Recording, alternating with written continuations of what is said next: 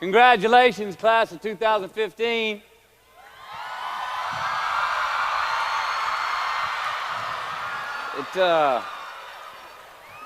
You guys and gals and young men and women are the reason I'm here. I'm really looking forward to talking with y'all tonight. You heard my dad played football here, and I believe he even graduated from here. That was some extra incentive for me to come. Short and sweet, or long and salty.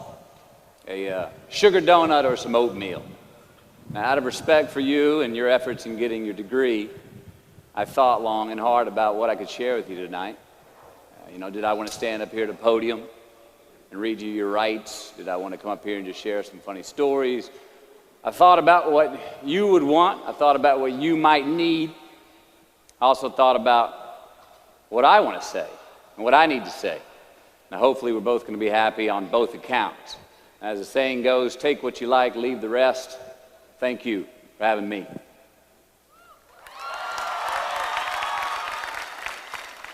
So before I share with you some what I do knows, I want to talk with you about what I don't know. Now, I have two older brothers. One was in high school in the early 1970s. Now, this was a time when a high school GED got you a job, all right, and the college degree was exemplary. My other brother, Pat, was in high school in the early 80s. And by this time, the GED wasn't enough to guarantee employment. You needed a college degree. And if you got one, you had a pretty good chance of getting the kind of job that you wanted after you graduated. Now me, I graduated high school in 1988, got my college degree in 1993. And that college degree in 93 did not mean as much. It was not a ticket, it was not a voucher, it was not a free pass go to anything. So I asked the question, what does your college degree mean? It means you got an education. It means you have more knowledge in a specific subject, vocation. It means you may have more expertise in what your degree is in. But what's it worth? In the job market, out there today, we know the market for college graduates is more competitive now than ever. Now, some of you already have a job lined up. You've got a path where today's job is going to become tomorrow's career. But for most of you, the future is probably still pretty fuzzy. You don't have that job that directly reflects the degree you just got. Many of you don't even have a job at all. Think about it. You've just completed your scholastic educational curriculum in life, the one that you started when you were 5 years old in kindergarten, up until now, and your future may not be any more clear than it was 5 years ago. You don't have the answers, and it's probably pretty damn scary. And I say that's okay, because that is how it is. This is the reality that many of you are facing. This is the world that we live in. And while I'm not here to discourage you or in any way belittle your accomplishments tonight, which I'd like to applaud that one more time, you graduated. All right? Now, I'm not here to be a downer on that. Let's get that straight. But I am here to talk brass tacks. I want to skip the flattery and the attaboys, because I do know this. The sooner that we become less impressed with our life, with our accomplishments, with our career, with whatever that prospect is in front of us, the sooner we become less impressed and more involved with that and these things, the sooner we get a whole lot better at doing them. So, I'm going to talk to you about some things that I've learned in my journey. Most from experience, some of them I heard in passing, many of them I'm still practicing, but all of them I do believe are true. Now, they may be truths to me, but don't think that that makes them mine, because you cannot own a truth. So please think of these as signposts, approaches, paradigms that give some science to satisfaction. They're yours to steal, they're yours to share, liken to your own lives, to personally apply in your own lives, in your own way, should you choose to. So, here we go. Number one, and this should come up on the Jumbotron. Life's not easy. Is it up there? Life is not easy. It is not. Don't try to make it that way. Life's not fair. It never was. It isn't now, and it won't ever be. Do not fall into the trap, the entitlement trap, of feeling like you're a victim. You are not. Get over it and get on with it. And yes, most things are more rewarding when you break a sweat to get them. fact. Number two, I love this one. Unbelievable is the stupidest word in the dictionary. Should never come out of our mouths. Think about it. To say, oh, wow, what an unbelievable play. It was an unbelievable book, an unbelievable film, an unbelievable act of courage. Really? It may be spectacular, it may be phenomenal, most excellent or outstanding, but unbelievable? Give others and yourself more credit. It just happened. You witnessed it. You just did it. Believe it.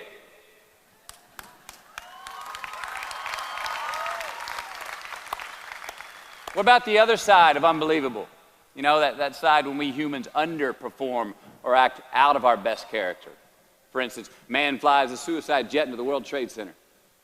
Millions die from diseases every day that we have cures for. Bob the Builder swears that he's going to have your house built by Thanksgiving, and you can't move in until Christmas the next year. Our best friends lie to us, and we lie to ourselves all the time. Unbelievable? I don't think so. Again, it just happens, and it happens every day. Nothing that we Homo sapien earthlings do is unbelievable. And if there's one thing you can depend on people being, it's people. So we shouldn't be surprised. We, us, are the trickiest mammals walking the planet. I'm not worried about the monkeys. I'm worried about you and me. So acknowledge the acts of greatness as real, and do not be naive about mankind's capacity for evil, nor be in denial of our own shortcomings. Happiness is an emotional response to an outcome.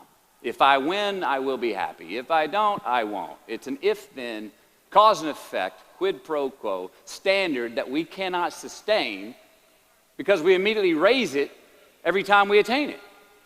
You see, happiness demands a certain outcome. It is result reliant. And I say, if happiness is what you're after, then you're going to be let down frequently, and you're going to be unhappy much of your time. Joy, though, joy is a different thing. It's something else. Joy is not a choice. It's not a response to some result. It's a constant. Joy is the feeling that we have from doing what we are fashioned to do, no matter the outcome. Now, personally, as an actor, I started enjoying my work and literally being more happy when I stopped trying to make the daily labor a means to a certain end. For example, I need this film to be a box office success. You know, I need my performance to be acknowledged. I need the respect of my peers. All those are reasonable aspirations, but the truth is, as soon as the work, the daily making of the movie, the doing of the deed became the reward in itself for me, I got more box office, more accolades and respect than I ever had before. See, joy is always in process. It's under construction. It is in constant approach, alive and well in the doing of what we're fashioned to do and enjoying it. Number 4, define success for yourself. You already like that one? Define success for yourself. Now check this out. I'm in south of New Orleans a few years ago, and I went to a voodoo shop. And they had this wooden partition against the wall with these columns. And in these columns were all these vials of these magic potions, right? And the headings above each potion defining what they would give you were things like fertility, health, family, legal help, energy, forgiveness, money. Guess which column was empty? Money. Let's admit it. Money is king today. It's what makes the world go round. It is success. The more we have, the more successful we are, right? Now, I would argue that our cultural values have even been financialized. Humility is not in vogue anymore. It's too passive. It's a get rich quick on the internet, rich is 15 minutes of fame world that we live in, and we see it every day. But we all want to succeed, right? So the question that we got to ask ourselves is what success is to us, what success is to you. Is it more money? That's fine. I got nothing against money. I don't. Maybe it's a healthy family. Maybe it's a happy marriage. Maybe it's to help others, to be famous, to be spiritually sound, to leave the world a little bit better place than you found it. Continue to ask yourself that question. Now, your answer may change over time, and that's fine. But do yourself this favor. Whatever your answer is, don't choose anything that will jeopardize your soul. Prioritize who you are, who you want to be, and don't spend time with anything that antagonizes your character. Don't drink the Kool-Aid, man. It tastes sweet, but you will get cavities tomorrow, all right? Life is not a popularity contest. Be brave, take the hill, but first answer that question, what's my hill? So, how do I define success? For me, myself. Well, for me, it's a measurement of 5 things. We got fatherhood. We got being a good husband. We got my health, mind, body, and spirit. We got career, and we got friendships. These are what's important to me in my life right now. So I try to measure these 5 things each day. I check in with them. I like to see whether or not I'm in the debit section or the credit section with each one. Am I in the red or am I in the black? You follow?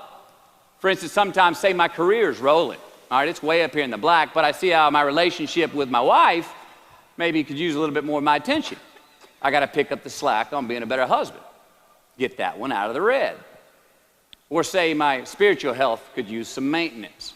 It's down here, but hey, man, my friendships and my social life, they're in high gear, right? I got to recalibrate. Checks and balances. I got to go to church. Remember to say thank you more often, something. But I got to take the tally because I want to keep all 5 in healthy shape. And I know that if I don't take care of them, if I don't keep up maintenance on them, one of them is going to get weak, man. It's going to dip too deep into the debit section. It's going to go bankrupt. It's going to get sick, die even. So first, we have to define success for ourselves. And then we have to put in the work to maintain it. Take that daily tally. Tend our garden. Keep the things that are important to us in good shape. I mean, let's admit it. We've all got 2 wolves in us, a good one and a bad one. And they both want to eat. The best I can tell, we just got to feed that good one a little more than the other one. Here we go. Number 5. Process of elimination is the first step to our identity. AKA, where you are not is as important as where you are. All right, 1992, I got my first job as an actor. 3 lines, 3 days work in a film called Dazed and Confused. All right. All right, all right, all right. There we go. So this director of that film, Richard Linklater, he kept inviting me back to set each night, putting me in more scenes, which led to more lines, all of which I happily said yes to. I mean, I'm having a blast. People are telling me I'm good at what I'm doing, and they're writing me a check for $325 a day. I mean, hell yeah, give me more scenes. I love what I'm doing. Well, by the end of the shoot, by the end of the film, those 3 lines had turned into over 3 weeks' work, and it was mine. It was Wooderson's 1970 Chevelle that we went to go get Aerosmith tickets in, man. Yeah, it was badass. Well, a few years ago, I'm watching this film again, and I noticed 2 scenes that I really shouldn't have been in. In one of these scenes, my character Wooderson, I exit screen left to head somewhere, and then I re-enter the screen and to double check if any of the other characters wanted to go with me. Now, in rewatching the film, and you'll agree if you know Wooderson, Wooderson's not a guy who would ever say, later, and then come back to see if you were sure you didn't want to go. Now, when Wooderson leaves, Wooderson is gone. He does not stutter, step, flinch, rewind, ask twice, or solicit. You know what I'm talking about. Wooderson has better things to do, like liking those high school girls, man, because I get older and they stay the same age. My point is, I should not have been in that scene. Shouldn't have come back. Should have exited screen left and never come back. But back then, making my first film, getting invited back to the set, cashing that check and having a ball, I wanted more screen time. I wanted to be in the scene longer and more and come back into the scene, right? but I shouldn't have been there. Wooderson shouldn't have been there. It is just as important where we are not as it is where we are. Look, the first step that leads to our identity in life is usually not, I know who I am. I know who I am. That's not the first step. The first step's usually, I know who I am not. Process of elimination. Defining ourselves by what we are not is the first step that leads us to really knowing who we are. You know that group of friends that you hang out with that they really might not bring out the best in you? You know, they gossip too much, or they're kind of shady. They really aren't going to be there for you in a pinch. Or how about that bar that we keep going to that we always seem to have the worst hangover from? Or that computer screen, right? That computer screen that keeps giving us an excuse not to get out of the house and engage with the world and get some real human interaction. Or how about that food that we keep eating, the stuff that tastes so good going down, it makes us feel like crap the next week, when we feel lethargic and we keep putting on weight? Well, those people, those places, those things, stop giving them your time and energy. Just don't go there. I mean, put them down. And when you do this, when you do put them down, when you quit going there, and you quit giving them your time, you inadvertently find yourself spending more time and in more places that are healthy for you, that bring you more joy. Why? Because you just eliminated the who's, the where's, the what's, and the when's that were keeping you from your identity. Like, trust me, too many options, I promise you this, too many options will make a tyrant of us all. All right, so get rid of the excess, the wasted time. Decrease your options. And if you do this, you will have accidentally, almost innocently, put in front of you what is important to you by process of elimination. Knowing who we are is hard. It's hard. So give yourself a break. Eliminate who you are not first, and you're going to find yourself where you need to be. Number 6, don't leave crumbs. And the beauty of delayed gratification. So what are crumbs? Well, the crumbs I'm talking about are the choices that we make that make us have to look over our shoulder in the future. You didn't pay that guy back the money that you owed him, and tonight you just saw him 3 rows behind you. Shit. You slept around on your spouse, and you just found out that tomorrow she and the lady you're having an affair with are going to be at the same PTA meeting. Shit again. You drank too much last night. You're too hungover to drive your son to his 8 a.m. Saturday morning baseball practice. These are the crumbs. They come in the form of regret, guilt, and remorse. You leave crumbs today, they will cause you more stress tomorrow. And they disallow you from creating a customized future in which you do not have to look over your shoulder. So let's flip the script. Instead of creating outcomes that take from us, let's create more outcomes that pay us back, fill us up, keep your fire lit, turn you on for the most amount of time in your future. These are the choices I'm talking about. And this is the beauty of delayed gratification. All right, tee yourself up. Do yourself a favor. Make the choices, the purchases today that pay you back tomorrow. Residuals. In my business, we call it mailbox money. If I do my job well today, and that movie keeps rerunning on TV, 5 years from now, I'm getting checks in the mailbox. It's a heck of a deal. So whether it's prepping the coffee maker the night before, so all you got to do is press the button in the morning, or getting ready for the job interview early so you don't have to cram the night before, or choosing not to hook up with that married woman because you know you're going to feel horrible about it tomorrow, and her husband carries a gun, or paying your debts on time so that when you do see that guy 3 rows back tonight, you don't have to hunker down in your seat hoping that he don't see you. Get some ROI. You know what that is? Return on investment. Your investment. You. Customize your future. Don't leave crumbs. Number 7. Dissect your successes and the reciprocity of gratitude. We so often focus on failure, don't we? When we study failure, we obsess with failure. We dissect failure and our failures. We dissect them so much we end up intoxicated with them to the point of disillusion. I mean, when do we write in our diary? Usually when we're depressed. What do we gossip about? Other people's flaws and limitations. I mean, we can dissect ourselves into self-loathing if we're not careful. I find that most of the times our obsession with what is wrong just ends up breeding more wrong, more failure.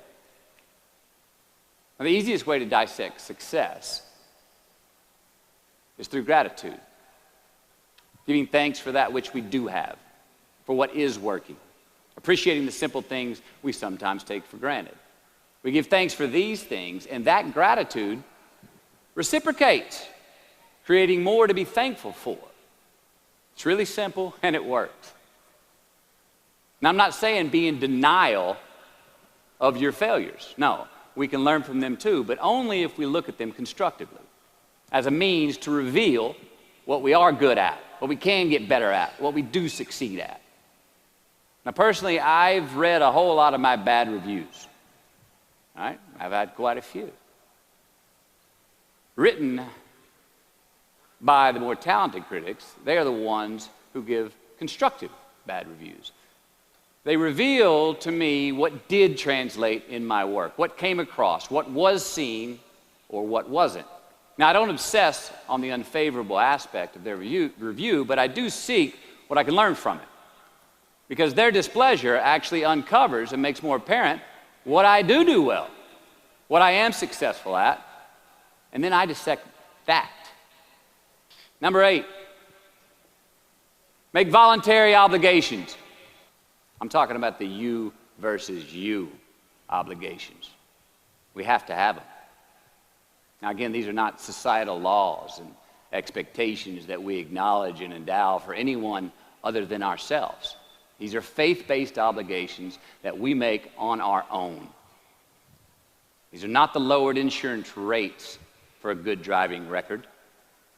You will not be fined or put in jail if you do not gratify these obligations I speak of. No one else governs these but you. They are your secrets with yourself, your own private counsel, personal protocols. And while nobody throws you a party when you abide by them, no one's going to arrest you when you break them either, except yourself. It's on you. Number 9, from can to want.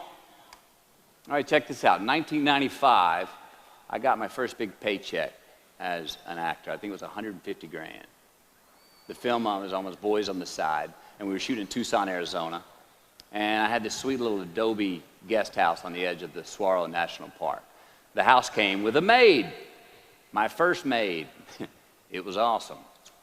So I got a friend over one Friday night, and we're having a good time, and I'm telling her about how happy I am with my setup. The house, the maid, especially the maid. And I'm telling her, look, this lady, she cleans the place up after I go to work. She washes my clothes, the dishes, puts fresh water by my bed, leaves me cooked meals sometimes. Look, she even presses my jeans. And my friend, she smiles at me, happy that I'm excited over this. And she says, well, that's great, Matthew, if you like your jeans pressed. And I kind of looked up at her, my jaw caught hanging open. I stuttered a moment, had that dumbass look that you get when you've just been told the truth and you didn't think about it, and it hit me. I hate that line going down the front of my jeans. I hate that line. And it was then, for the first time, that I noticed it. I'd never thought about not liking that starch line down the front of my jeans because I'd never had a maid to iron my jeans before. And since she did, now for the first time in my life, I just liked it because I could get it. I never thought about if I really wanted it. Well, I didn't want it there, that line. And that night I learned something. Look, just because you can, nah, come on. It's not a good enough reason to do something. Even when it means having more. All right, be discerning. Choose it because you want it. Do it because you want to. Never had my jeans pressed again. I hate that line. Number 10, a roof is a man-made thing. This may cut a little close to the bone since the geography, but I think we all were there and we'll all remember where we were. But in January the 3rd, 1993, it was the NFL playoffs, and your Houston Oilers were playing the Buffalo Bills. The Oilers were up 28-3 at halftime, 35-3 early in the third. Frank Reich and the Bills come back to win 41-38 in overtime for one of the greatest comebacks in NFL history. Yeah, the Bills won, but they didn't really beat the Oilers. The Oilers lost that game. They beat themselves. Y'all remember that, huh? Why? Why'd they beat themselves? Or how? Was it because at halftime they put a ceiling, a roof, a limit on their belief in themselves, aka the prevent defense? Or maybe they started thinking about the next opponent in the playoffs at halftime. I mean, they were up. Then they came out and played on their heels, lost the mental edge the entire second half, and voila, they lost. In a mere 2 quarters, defensive coordinator Jim Eddy went from being called the defensive coordinator of the year and the man first in line to be a head coach next year to a man without a job in the NFL. You ever choked? Nobody has ever choked? I have. You know what I'm talking about, fumbling at the goal line, stuck your foot in your mouth once you got to the microphone, had a brain freeze on the exam that you were totally prepared for. Forgot the punchline to a joke in front of 4,000 graduating students at the University of Houston commencement. Or maybe you've had that feeling of, oh my God, life just cannot get any better than this moment.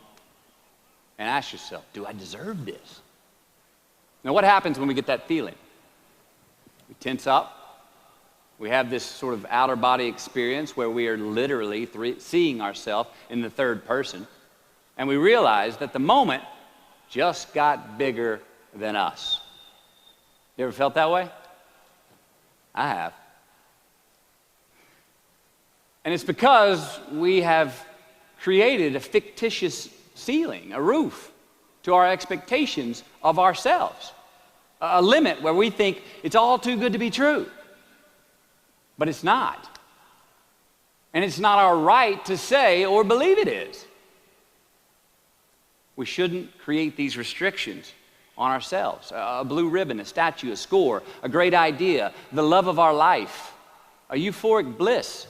Who are we to think that we don't deserve or haven't earned these gifts when we get them? It's not our right. But if we stay in process, all right, within ourselves, in the joy of the doing, we will never choke at the finish line. Why? Because we aren't thinking of the finish line. Because we're not looking at the clock. We're not watching ourselves on the Jumbotron performing the very act that we're in the middle of. No, we're in process. The approach is the destination, and we are never finished. Bo Jackson, what did he do? He used to run over the goal line, through the end zone, and up the tunnel. The greatest snipers and marksmen in the world, they don't aim at the target. They aim on the other side of the target. We do our best when our destinations are beyond the measurement, when our reach continually exceeds our grasp, and when we have immortal finish lines. And when we do this, the race is never over. The journey has no port. The adventure never ends because we are always on the way. So do this, and let somebody else come up and tap you on the shoulder and say, hey, you scored. Let them run up and tap you on the shoulder and say, man, you won. Let them come tell you, you can go home now. Let them say, I love you too. Let them say, thank you. Take the lid off the man-made roofs that we put above ourselves and always play like an underdog. Here we go.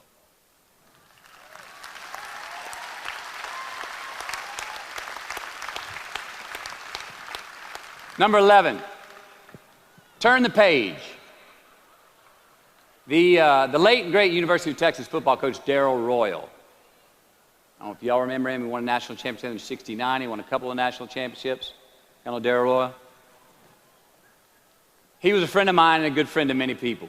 Now, a lot of people looked up to this man. One of the people that looked up to him was a musician named Larry. Now, at this time in his life, Larry was in the prime of his country music career. He had #1 hits, and his life was rolling. He had picked up a bad habit of snorting the white stuff somewhere along the line, and at one particular party, after a bathroom break, Larry went confidently up to his mentor, Darrell, and he started telling him a story.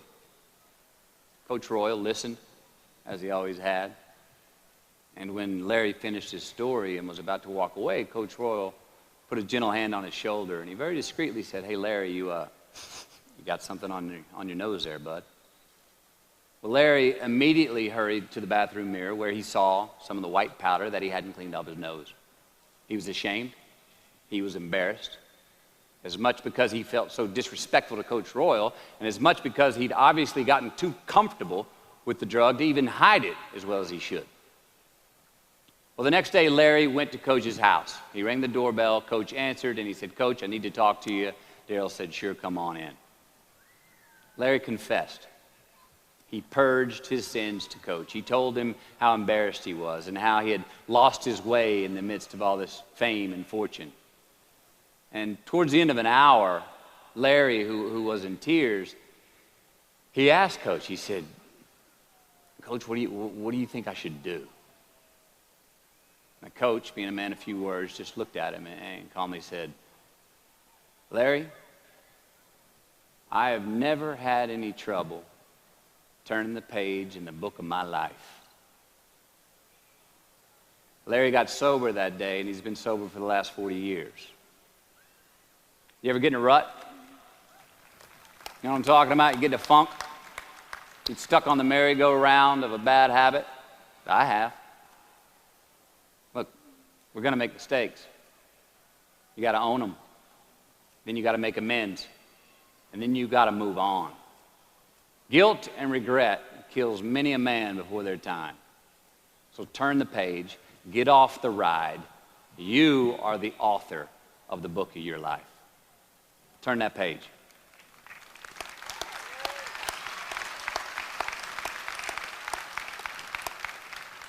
Number 12, give your obstacles credit. You know those no fear t-shirts that were out? I don't know. People used to wear them 10 years ago. No fear. Anybody remember those, or is it just me? I saw them everywhere. All right. I don't get them, and I never did. I mean, I try to scare myself at least once a day.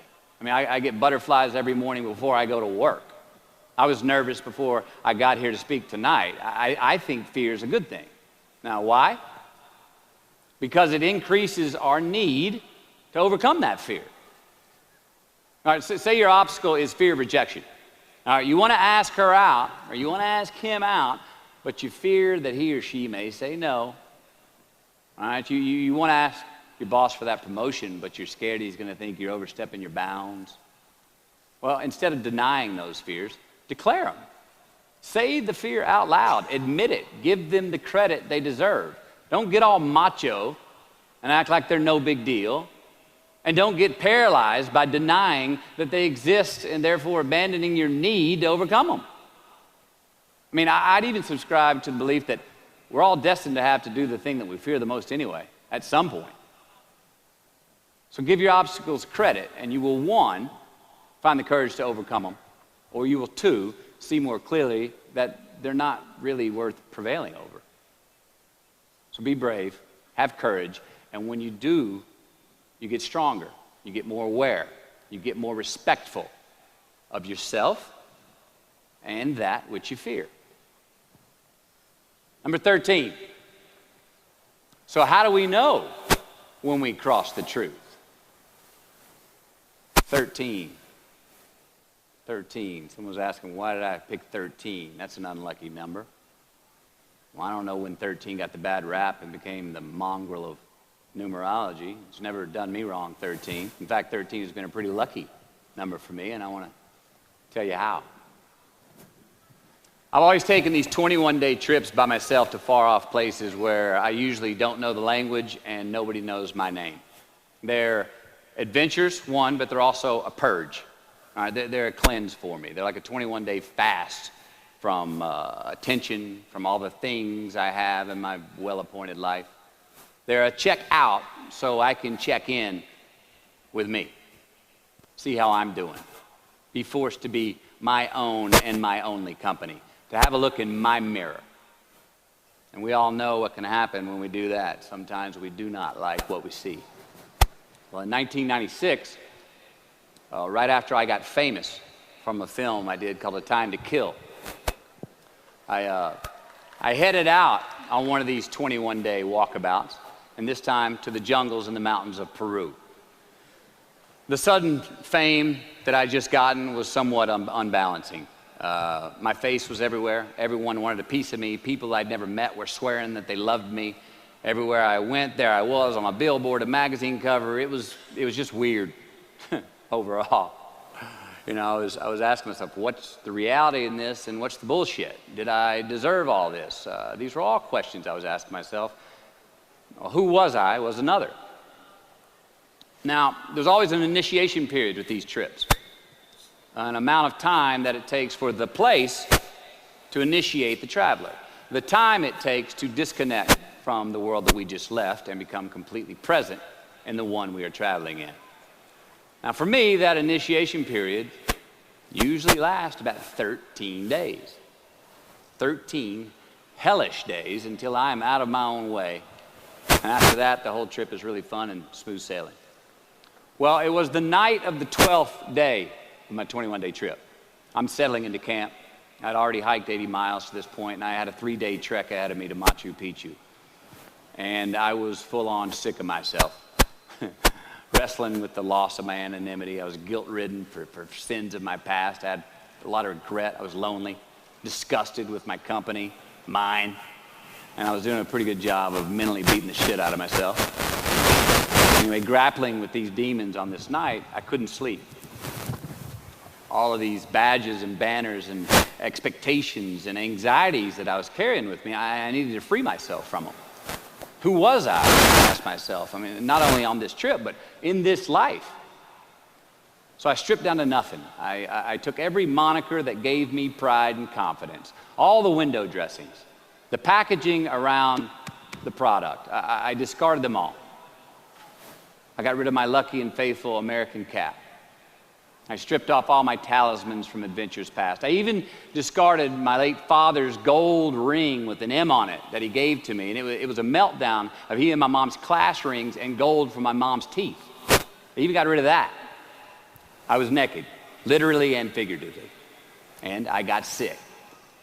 Soaked in sweat, I threw up and a mile left in my belly. And I found out. Now, a few hours later, I awoke on this 13th morning to a rising sun, surprisingly fresh and energized. I dressed, made some tea, and I went for a morning walk. Not towards my destination, Machu Picchu, but rather to nowhere in particular. My gut was still a bit peaked from last night's purge, but I curiously felt pretty good. I felt alive. I felt clean. I felt free and light. Along a muddy path on this walk, I turned a corner. And there in the middle of the road was this mirage of the most magnificent pinks and blues and red colors that I'd ever seen. It was electric, glowing and vibrant, just hovering just off the surface of the jungle floor as if it was plugged into some neon power plant. I stopped. I stared. There was no way around it. The jungle floor in front of me was actually thousands of butterflies there in my path. It was spectacular. So I stayed a while. And somewhere in my captivation, I heard this little voice inside my head say these words. All I want is what I can see. And all I can see is what's in front of me. Now, at that moment, for the first time on this trip, I had stopped anticipating what was around the corner. For the first time, I stopped thinking about what was coming up next, what was up ahead. Time slowed down. I was no longer in a rush to get anywhere, and my anxieties were greatly eased. A few hours later, I returned to camp, packing for my continuing journey. I had a bang in my step. Even the local Sherpas I was traveling with, they noticed calling out to me, "Sois luz, Mateo, sois luz," which means you are light in Spanish. See, I forgave myself that morning. I let go of the guilt. The weight that was on my shoulders was lifted. My penance was paid, and I got back in good graces with my God, and I shook hands with myself, my best friend, the one that we're all stuck with anyway, ourselves. And from that morning on, the adventure was awesome. I was present. I was out of my own way. I was not anticipating next. I was embracing only what was in front of my eyes and giving everything the justice that it deserved. You see, I crossed the truth that morning. Now, did I find it? I don't know. I think it found me. Why? Because I put myself in a place to be found. I put myself in a place to receive the truth. So how do we know when we cross the truth? Well, I think the truth's all around us all the time. I mean, I think the answer, it's always right there or right there. I think it's all around us. We just don't always see it. We don't always grasp it, hear it, access it. Usually because we're not in the right place to do so. So what do? First, I believe we've got to put ourselves in the place to receive the truth. Let's admit it. We live in an extremely noisy world with all kinds of frequencies coming at us. We got commitments, we got deadlines, fix this, do that, plans, expectations, and they all make it hard to get clarity and peace of mind. So we have to consciously put ourselves in places to receive that clarity. Now that may be prayer, that may be meditation, that may be a walkabout, that may be being in the right company, a road trip, whatever it is for you, schedule that time. Schedule it. So, if we do that, if we hear it, if we put ourselves in a place to hear it, and we do, and it's become clear, a truth, natural and infinite, then the second part comes, which is to personalize it. Ask yourself how it works for you, how it applies to you personally, why you need it in your life specifically. And if you do that, then comes the third part. Have the patience to internalize it and get it from our intellectual head, thinking about it, and into our bones and our soul and our instinct. Now, we cannot rush this part. It does take time. So if we get that far, we've received it, we personalized it, and we've internalized it. If we make it that far, then comes the biggie, man. This comes the fun one. Got to have the courage to act on it, to actually take it into our daily lives and practice it, to make it an active part of who we are and live it. If we can do that, all right, if we can do that, then we have what I believe is heaven right here on earth. And that's the place where what we want is also just what we need. I mean, that's the ticket, isn't it? Think about it. I know that's where I want to live. So while we're here, and they're going to run across the Jumbotron, let's make it a place where we break a sweat, where we believe, where we enjoy the process of succeeding in the places and ways that we are fashioned to, where we don't have to look over our shoulder because we're too busy doing what we're good at, voluntarily keeping our own counsel because we want to, traveling towards immortal finish lines. We write our own book, overcoming our fears. We make friends with ourselves. And that is the place that I'm talking about. Thank you. Good luck. You just keep living.